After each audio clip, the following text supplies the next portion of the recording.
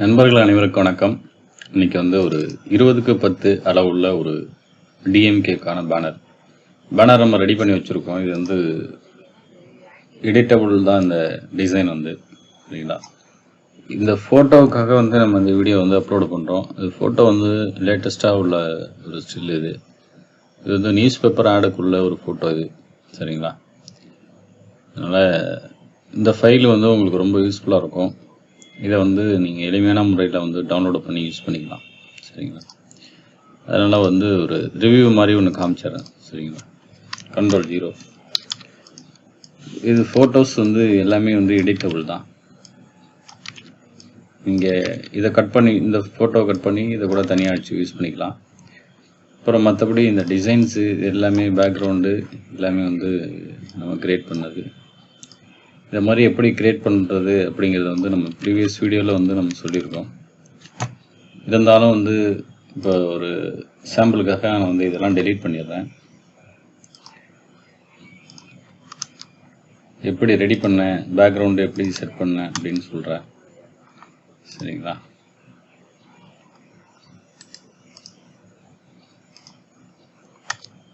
Okay, இப்போ new layer ஒன்று apply பண்ணிக்கிறேன்.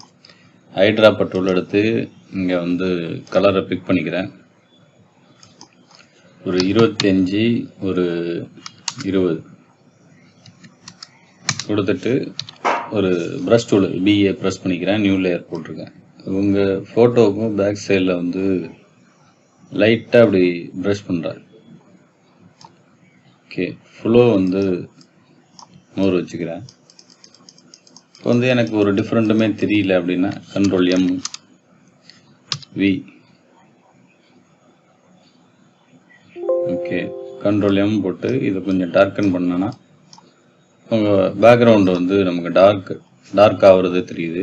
ஆர் ஸ்மெட்ச் டூல் எடுத்துட்டு இதுலேயே ஒரு ஒரு 40% வச்சுட்டு ஆல்ட்டை ஹோல்ட் பண்ணி அங்கங்கே கிளிக் பண்ணிக்கிறேன். அப்படி கிளிக் பண்ணிவிட்டு இதோட ஸ்ட்ரென்த்தை கொஞ்சம் இன்க்ரீஸ் பண்ணிக்கிறேன். ஒரு 65 பாயிண்டில் வச்சுட்டு இப்போ இதை மாதிரி நான் ஸ்மெட்ச் பண்ணும்போது எனக்கு ஒரு நியூ எஃபெக்ட் ஒன்று க்ரியேட் ஆகுது. திரும்ப நியூ லேயர் ஒன்று அப்ளை பண்ணிக்கிறேன்.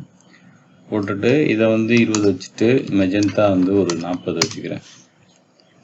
40 வச்சுட்டு ஆல்ட்டை ஹோல்ட் பண்ணிவிட்டு இந்த மாதிரி ஸ்மெட்ச் பண்ணிவிட்டு Ctrl+M கொடுத்து இதை கொஞ்சம் டார்க்கன் பண்ணிக்கிறேன். டார்க்கன் பண்ணும்போது நமக்கு இந்த மாதிரி டிசைன்ஸ் கிடைக்குது. ஓகே,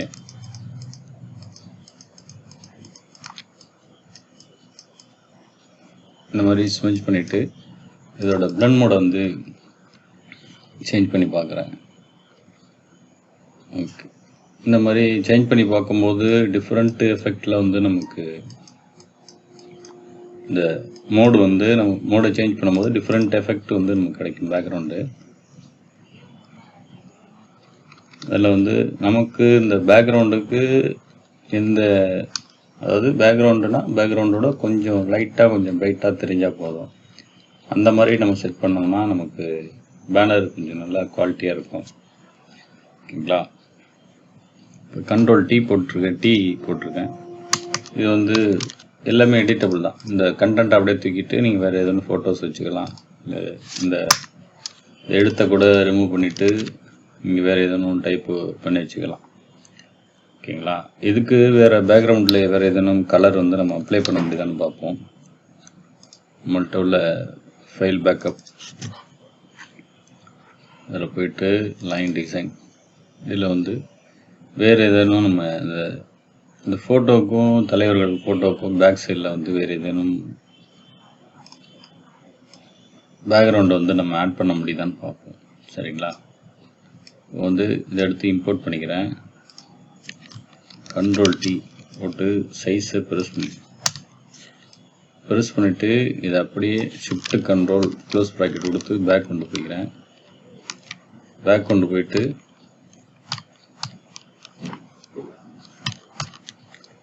ஓகே, Ctrl+T போட்டு இது வந்து இந்த அளவில் நம்ம வச்சுக்கலாம். என்டர் தட்டிக்கிறேன். மாஸ்க் அப்ளை பண்ணிவிட்டு எரேசர் டூல் எடுத்துகிட்டு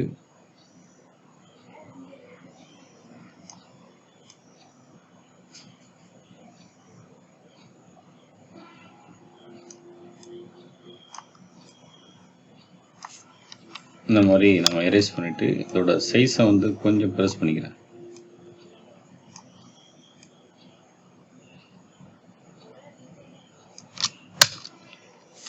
என்டர் தட்டிட்டு கீழே வந்து நம்ம எடுத்து வச்ச அந்த பேக்ரவுண்டோட அந்த எட்ஜு வந்து நமக்கு தெரியுது. அதனால் வந்து இந்த அளவில் வந்து எரேஸ் பண்ணி விட்டுறேன். இப்போ வந்து பார்த்திங்கன்னா ஒரு எல்லாமே மற்றபடி எல்லாமே நமக்கு வந்து எடிட்டபிள் தான், சரிங்களா? அந்த ஃபோட்டோ எடுத்து நீங்கள் யூஸ் பண்ணிக்கலாம். வேறு ஏதேனும் வந்து உங்களுக்கு இதில் வந்து சேஞ்ச் பண்ணுறதா இருந்தாலும் நீங்கள் தாராளமாக சேஞ்ச் பண்ணிக்கலாம். இந்த டெக்ஸ்ட்டை வந்து எடிட் பண்ணுறதும் எல்லாமே நீங்கள் எடிட்டும் பண்ணிக்கலாம். மேலே உங்கள் தலைக்கு மேலே அந்த பேக்ரவுண்டை செட் பண்ணது வந்து நமக்கு ஒரு மாதிரி இந்த லைன் தெரியுது, அதை மட்டும் லைட்டாக நம்ம இப்படி எரேஸ் பண்ணி விட்டுருவோம். ஓகே, இப்போ வந்து பர்ஃபெக்டாக நம்ம செஞ்சு முடிச்சாச்சு. தேவைன்னா நமக்கு வந்து இந்த பிளண்ட் மோடை சேஞ்ச் பண்ணி பார்த்துக்கலாம். இல்லை எனக்கு நார்மலே ஓகே அப்படின்னா இதோட நம்ம ஸ்டாப் பண்ணிக்குவோம். இந்த பேனரை வந்து பேனரோட பிஎஸ்டிவியில் வந்து நம்ம லிங்க் வந்து டெலகிராம் குரூப்பில் ஷேர் பண்ணிவிடுவோம்.